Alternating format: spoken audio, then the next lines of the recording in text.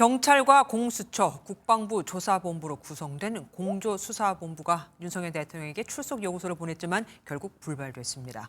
일단 출석 요구 자체는 인지한 것으로 볼 수 있기 때문에 문제는 없다는 입장인데 대통령도 같은 생각일까요?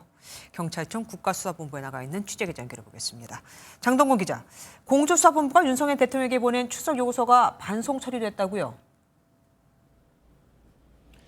네, 공조수사본부는 윤석열 대통령 소환 통보 내용이 담긴 출석 요구서를 등기로 발송했는데요. 한남동 관저로 보낸 건 수취를 거부해 반송됐고, 용산 대통령실 총무비서관실로 보낸 건 수취인 불명으로 배달되지 않은 상태로 파악됐습니다.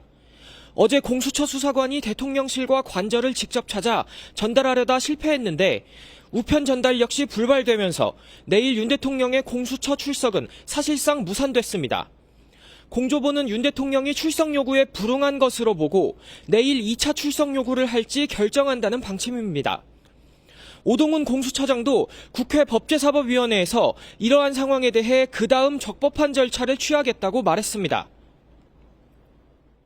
지금 저희들의 적법한 출석 소환에 지금 수치를 거부하는 사태가 발생하고 있습니다. 그런 부분 유심하게 보고 있습니다. 그렇다면 공조본에는 어떤 선택지가 남게 되는 겁니까?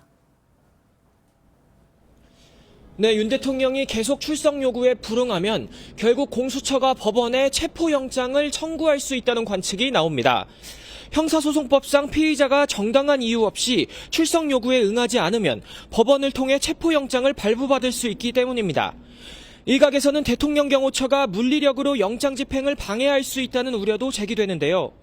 오동훈 공수처장은 이러한 상황에 대비해 경호처의 공무집행방해죄가 성립될 수 있다는 취지의 경고 공문을 보낼 예정이라며 긴급 체포 가능성을 열어뒀습니다.